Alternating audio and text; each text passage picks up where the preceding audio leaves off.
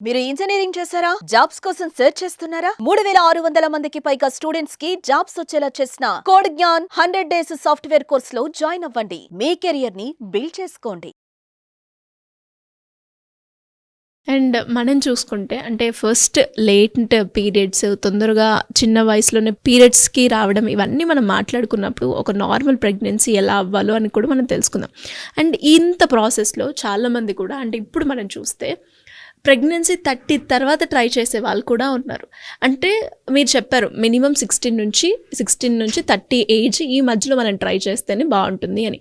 And మీరు అన్నట్టుగానే ఒక హెల్దీ ఫుడ్ తీసుకుంటాం, లైఫ్ స్టైల్ కూడా ఫిజికల్ యాక్టివిటీ ఉంటుంది, ఫుడ్ తీసుకునే ఆహారంలో కూడా చాలా మంచి హెల్దీగా ఉన్నాం. అంటే 30+ తర్వాత కూడా ఒకవేళ ఈ కండిషన్స్ అన్నీ కరెక్ట్గా ఉంటే అయ్యే ఛాన్సెస్ ఉన్నాయంటారా? ఖచ్చితంగా అవుతుంది. IUI IVF ఏది లేకుండా ఇంత మంచి హెల్దీ లైఫ్ స్టైల్లో 30+ వాళ్ళు కన్సీవ్ అయిన వాళ్ళు కూడా ఉన్నారు. సో మన లైఫ్ స్టైలే 100% రోల్ ప్లే చేస్తుంది. ఓకే, అంటే మనం తీసుకునే ఆహారం, మనం చేసే యాక్టివిటీ ప్రతి ఒక్కటి కూడా ఇంపాక్ట్ ఉంటుంది అంటారు. అండ్ అలానే మనం చూసినట్లు మెనోపాజ్ స్టేజ్లో కూడా చాలా మందికి అంటే ఎర్లీగా వచ్చినా ఎర్లీగా అయిపోతుంది అని మీరు చెప్పడం జరిగింది. అప్పుడు మెంటల్గా ఒక ఉమెన్ అంటే ప్రెగ్నెన్సీ అయిపోతుంది, ఆ తర్వాత పీరియడ్స్ పెయిన్ ఇవన్నీ వచ్చి లాస్ట్ స్టేజ్ మెనోపాజ్. ఆ తర్వాత అక్కడ మానసిక పరిస్థితి ఎలా ఉంటుందంటారు ఒక ఉమెన్ది? అంటే ఒక మదర్గా కావచ్చు అండ్ ఒక పేరెంట్గా అండ్ ఇవన్నీ ప్రాసెస్లో తన ఫిజికల్ యాక్టివిటీ అండ్ ఫిజికల్గా కావచ్చు మెంటల్గా కావచ్చు చాలా టైర్డ్ అయి ఉంటుంది అని చెప్పొచ్చు. అంటే వాళ్ళు ఎలాంటి జాగ్రత్తలు తీసుకోవాలి ఎస్పెషల్లీ మెనోపాజ్ స్టేజ్ వచ్చినప్పుడు? సో మెనోపాజ్ అనగానే చాలా మంది అమ్మాయి ఇంకా నాకు పీరియడ్స్ రావు, నేను ఏ గుళ్ళకైనా వెళ్ళొచ్చు, ఏ ఫంక్షన్స్కైనా ఈజీగా వెళ్ళొచ్చు అనుకుంటారు. కానీ మనకి పీరియడ్స్ ఉండడం అనేది ఒక పెద్ద గిఫ్ట్. ఎందుకంటే మన పీరియడ్ హార్మోన్స్ ఉత్తి పీరియడ్ని కాదు, మన బాడీలో కాల్షియంని కూడా రెగ్యులేట్ చేస్తాయి. ఆ కాల్షియం మన బోన్స్లో ఎంత స్ట్రాంగ్గా ఉంటే మన బోన్స్ అంత స్ట్రాంగ్గా ఉంటాయి. మెనోపాజ్ అయిన తర్వాత చాలా మంది మోకాళ్ళ నొప్పులు స్టార్ట్ అవుతాయి. ఎందుకంటే ఒంట్లో కాల్షియం అంతా పోతూ ఉంటుంది. ఎందుకంటే మనకి పీరియడ్స్ వచ్చేటప్పుడు ఉండే ఈస్ట్రోజనే మన కాల్షియంని కాపాడుతుంది. సో తర్వాత అందుకని ఎంత లేట్గా పీరియడ్స్ ఆగితే మన బోన్స్ అంత స్ట్రాంగ్గా ఉంటాయి. ఇప్పుడు ఒక 9 years అమ్మాయికి 35కే మెనోపాజ్ వచ్చిందంటే తన బోన్స్ 55 బదులు 35 దగ్గర నుంచే వీక్ అవ్వడం స్టార్ట్ అవుతాయి. ఓకే. అండ్ ఈ కాల్షియం లేకపోవడం వల్ల హార్ట్ ప్రాబ్లమ్స్ కూడా వస్తాయి. ఎర్లీ హార్ట్ అటాక్స్ కూడా ఒక రీజన్, ఎర్లీ పీరియడ్స్ వస్తాయి. సో అందుకని మనకి ఎంత లేట్ మెనోపాజ్ ఉంటే అంత హెల్దీగా ఉంటారు. ఈ మెనోపాజ్ స్టార్ట్ అయ్యి ఒక ఫ్యూ ఇయర్స్, ఒక 3-4 years ముందు నుంచి కొంచెం ఇరెగ్యులర్ అవ్వడం స్టార్ట్ అవుతాయి పీరియడ్స్. కొంతమందికి ఓవర్ బ్లీడింగ్ అవ్వచ్చు, కొంతమందికి అసలు ఏ ప్రాబ్లం లేకుండా 3 monthsకి ఒకసారి వస్తూ ఆగిపోవచ్చు. మెనోపాజ్ అని ఎప్పుడు అంటాము అని అంటే 12 months కంటిన్యూస్గా ఒక్క నెల కూడా పీరియడ్ రాకుండా ఉండాలి. అప్పుడే దాన్ని మనం మెనోపాజ్ కింద కన్సిడర్ చేస్తాం. 8 months రాలేదు, మధ్యలో ఒక నెల వచ్చింది, అప్పుడు దాన్ని మెనోపాజ్ అనలేం. మళ్ళీ ఇంకొక 1 year రాకుండా ఉంటేనే దాన్ని మెనోపాజ్ కింద కన్సిడర్ చేస్తాం. ఓకే. సో ఈ మెనోపాజ్ టైంలో ఉమెన్లో మెయిన్గా ఉండేది హీట్ ఫ్లాషెస్, ఒంట్లోంచి వేడి సెగలు వస్తున్నాయి అని చెప్తారు.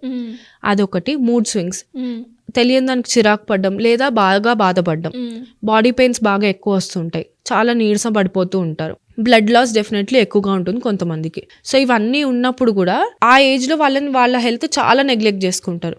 అలాంటప్పుడు కూడా మీరు ఒక డాక్టర్ హెల్ప్ తీసుకుంటే ఈ మెనోపాజల్ సిమ్టమ్స్ని కూడా మనం తగ్గించవచ్చు. అండ్ మీ ఈ మెనోపాజ్ తర్వాత calcium and vitamin D supplementation చాలా చాలా ఇంపార్టెంట్. సో ఎవరైతే మెనోపాజల్ ఉమెన్ ఉన్నారో వాళ్ళు ఫస్ట్ కాల్షియం విటమిన్ డి ఎలా ఉందనేది ఖచ్చితంగా చెక్ చేసుకుంటూ ఉండాలి ప్రతి 6 నెలలకి. దానికి అకార్డింగ్గా కాల్షియం విటమిన్ డి సప్లిమెంట్ చేసుకుంటూ ఉంటే బోన్స్ స్ట్రాంగ్గా ఉంటాయి. లేకపోతే ఆస్టియోపోరోసిస్ అనే ఒక జబ్బు కూడా వస్తుంది. దాంట్లో ఏంటంటే బోన్స్ పింగాణి లాగా అయిపోయి వాళ్ళు ఒక్కసారి కింద పడ్డారంటే ఫ్రాక్చర్స్ అవుతాయి. అంత సివియర్ కేస్ కూడా అవుతుంది. So menopausal women calcium vitamin D తప్పకుండా చెక్ చేసుకోవాలి. అండ్ ఎస్పెషల్లీ అంటే ఒక అమ్మాయి జర్నీ చాలా పెద్దది అని చెప్పొచ్చు అండ్ చాలా రోల్స్ ప్లే చేస్తుంది అని కూడా మనం చెప్పొచ్చు.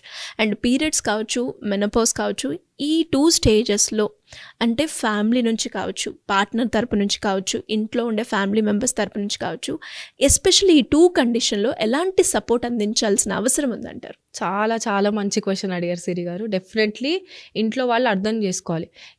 ఇంతకు ముందు అంటే ఆడవాళ్ళు ఇంట్లో ఉండేవాళ్ళు, ఆడవాళ్ళు తోడు ఉండేవాళ్ళు. అవును. అంటే ముందు నుంచి 3 days విడిగా ఉండాలి అనే, అది ఎందుకు అంటే వాళ్ళు రెస్ట్ తీసుకోగలరు ఆ టైంలో అని. బట్ ఇలాంటి ఒక టైంలో వర్కింగ్ ఉమెన్కి డెఫినెట్గా ఇంట్లో వాళ్ళు సపోర్ట్ చేస్తేనే వాళ్ళు ఈ ఫేజ్ని దాటగలరు. సో నీకు పెయిన్ ఉంటే ఇది నీకు నార్మలే, నువ్వు సఫర్ అవ్వు అనేదానికంటే నువ్వు ఇవాళ రెస్ట్ తీసుకో, మేము నీకు హెల్ప్ చేస్తాం. ఒక కంఫర్టింగ్ మీల్, మీరు ఒక బేసిక్ రసం రైస్ అయినా వండి పెట్టగలగాలి ఇంట్లో ఉమెన్కి. బేసిక్ ఒక పెయిన్లో ఉంటే హీట్ ప్యాక్ ఇవ్వండి, వాటర్ వచ్చి సర్వ్ చేయండి.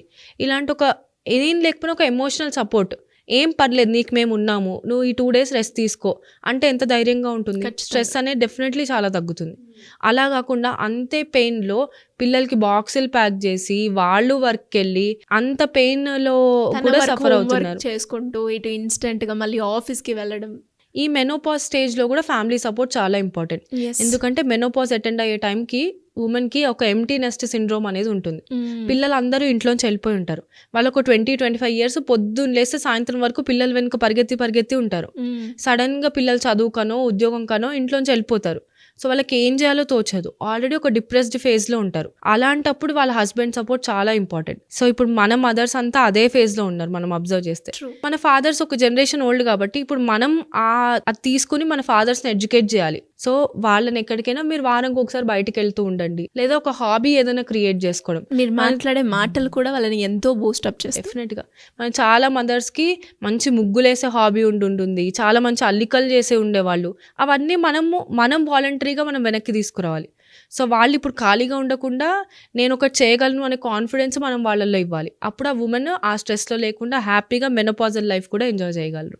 డెఫినెట్గా అండి. అండ్ నిజంగా ఒక అమ్మాయి జర్నీ అయితే మామూలు విషయం అయితే కాదు. బికాస్ ఒక పీరియడ్స్ కావచ్చు, పీరియడ్స్ టైంలో వచ్చే పెయిన్స్ కావచ్చు, డెలివరీ కావచ్చు, డెలివరీ టైంలో వచ్చే ఆ లేబర్ పెయిన్స్ కావచ్చు, చాలా హారబుల్గా ఉంటుంది. ఆ టైంలో ఫ్యామిలీ మెంబర్సే కావచ్చు, పార్ట్నరే కావచ్చు, మీరు మాట్లాడే ఆ 2 మాటలైనా కూడా తనకి ఎంతో మానసిక ధైర్యాన్ని అయితే ఇస్తూ ఉంటుంది. తను చేసే ప్రాసెస్కి కావచ్చు, తన ప్రొఫెషన్ కావచ్చు.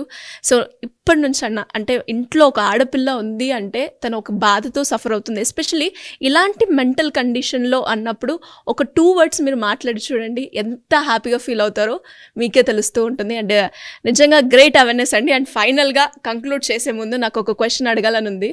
ఎందుకంటే ఇప్పుడున్న ప్రజెంట్ సిచ్యువేషన్లో ఇటు ఇన్స్టాలో కావచ్చు, యూట్యూబ్లో కావచ్చు, ఫేస్బుక్లో కావచ్చు, మీలాంటి వాళ్ళు 100 మంది 100 రకాలుగా చెప్తూ ఉన్నారు.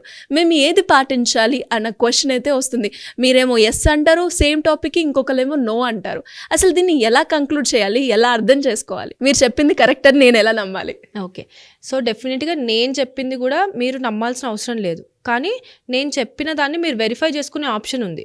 అంటే ఇప్పుడు మీరు ఒక క్వశ్చన్ అడిగారు, దానికి నేను అసలు మీకు ఆన్సరే లేకపోతే ఏదని వెరిఫై చేస్తారు. బట్ ఇప్పుడు నేను మీకు పీసీఓడికి మీరు ఒక రకమైన సీడ్స్ తినమని చెప్పాను. ఈ సీడ్స్ ఎందుకు తినాలి అనేది మీరే రీసెర్చ్ చేయండి. అప్పుడు నేను చెప్పింది కరెక్టో కాదో తెలుస్తుంది. 2 different ఛానల్స్లో వెరిఫై చేయకండి, డైరెక్ట్గా ఇన్ఫర్మేషన్ సోర్స్ నుంచి వెరిఫై చేయండి. అండ్ ఇంకొకటి, మీరు ఏదైతే ఇన్ఫ్లుయెన్సర్ వింటున్నారో వాళ్ళకి ఎలాంటి క్వాలిఫికేషన్ ఉంది, అసలు వాళ్ళు మీకు హెల్త్ టిప్స్ ఇవ్వడానికి ఎంతవరకు క్వాలిఫైడ్. ఒక ర్యాండమ్ లైఫ్ స్టైల్ ఇన్ఫ్లుయెన్సర్ మీకు పీరియడ్స్లో పెయిన్ వస్తే ఏం చేయాలి, లేదా అసలు ప్రెగ్నెన్సీ రావడానికి మీరు ఈ మెడిసిన్స్ వేసుకోండి అని ఎందుకు చెప్పాలి? అందుకే డాక్టర్స్ కంటెంట్ క్రియేషన్కి రావాల్సి వస్తుంది. సో ఇప్పటివరకు చెప్పలేదు, బట్ నేనైతే ఒక qualified homeo physician. So 5.5 years of education తర్వాత ఇప్పుడు ఉన్న నాలెడ్జ్ని నేను పబ్లిక్కి చెప్పగలుగుతున్నాను. ఎందుకంటే నాకు ఆ బ్యాక్గ్రౌండ్లో నా చదువు ఉంది. సో ఇప్పుడు నేను చెప్పింది కూడా నేను చదువుకున్నది మీకు చెప్తున్నాను. డెఫినెట్లీ మీరు దీన్ని ఒక వెరిఫైడ్ సోర్స్లో మీరు ఖచ్చితంగా చదవచ్చు. కానీ ఒక ర్యాండమ్ ఇన్ఫ్లుయెన్సర్ని మాత్రం అస్సలు నమ్మకండి. అది నేను తప్పకుండా చెప్పేది. నేను నన్ను నమ్మమని కూడా నేను చెప్పట్లేదు. నేను చెప్పే ఇన్ఫర్మేషన్ కూడా ఖచ్చితంగా వెరిఫై చేసుకోండి. గ్రేట్ అండి. Thank you so much. Thank you అండి. థ్యాంక్ యూ సిరి గారు. సుమన్ టీవీలో మీ పర్సనల్ అండ్ బిజినెస్ ప్రమోషన్స్ కోసం కింది నెంబర్కి కాంటాక్ట్ చేయండి.